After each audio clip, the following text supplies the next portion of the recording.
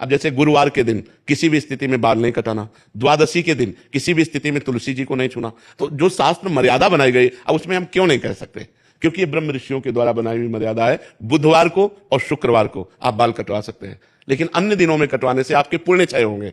ब्रह्म ऋषियों ने जो मर्यादा बना रखी है, अगर हम उससे चलेंगे तो हमें ज्यादा लाभ मिलेगा। अब रोज सुबह लोग बाल आदि, तो हम कहते हैं केवल बृहस्पतिवार को मत करवाओ, और ना मानो तो गुरुवार का दिन परम पवित्र गुरु के लिए है, उस दिन आप क्षौर कर्म न करें, बिल्कुल निषेध है। नहीं, उससे पुण्य नष्ट होते हैं, आयु नष्ट होती है, बुद्धि नष्ट होती है। अब अगर आप नहीं मानोगे तो वैसे ही आपके आचरण होते चले जाएंगे, गिरते चले जाओगे। देखो, आप सब लोग यहाँ क्या देखने आए हो, हम आपको बता रहे हैं।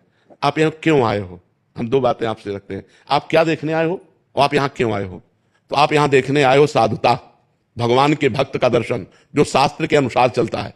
आप आए हो अध्यात्म को पाने के लिए, आप आए हो सुख शांति के लिए, आए हो कि नहीं? अगर हम धर्म से ना चलते हो तो आप हमारे दर्शन करने आओगे क्या? हम भी तो एक मनुष्य हैं, हम भी तो आप जैसे ही हैं। अगर हमारे अंदर अध्यात्म ना हो तो आप क्या सुनने आए हो? तो आप सोचो, उन्हीं ब्रह्म ऋषियों ने ये मर्यादा रखी। वैसे ही जब हम चलते तो हमारे अंदर तेज, हमारे अंदर शांति, हमारे वचनों का प्रभाव, हमारे दर्शन मात्र से तुम्हें सुख मिलेगा। तो क्या वो आप नहीं बन सकते? आप विचार करो। तो जो शास्त्रों में लिखा है उस पर हम क्यों नहीं लगाते, उसका हम आचरण करते हैं। जैसे डॉक्टर कहता है कि आपको ये नहीं खाना, ये नहीं खाना, ये नहीं, तो हम उनसे क्यों बोलते हैं क्या दही नहीं खाना? अरे भाई, दही तो बहुत अच्छी चीज है, क्यों नहीं खाना? क्योंकि तुम्हारा रोग बढ़ जाएगा।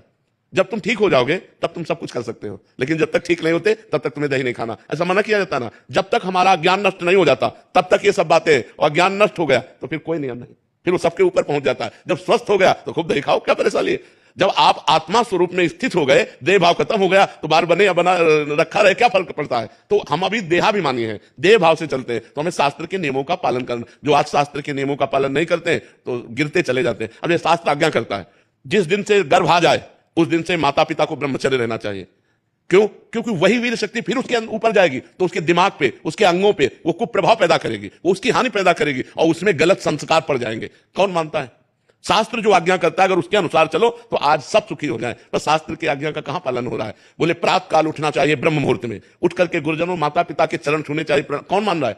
प्रातः काल उठ के रघुनाथा, माता पिता गुरु नावे माथा, मातृदेवो भव पितृदेवो भव अतिथि देवो भव। कहां गया? पहले लिखा होता था घरों में बड़े अक्षरों में अतिथि देवो भव, अब लिखा होता कुत्ते से सावधान, नहीं लिखा होता।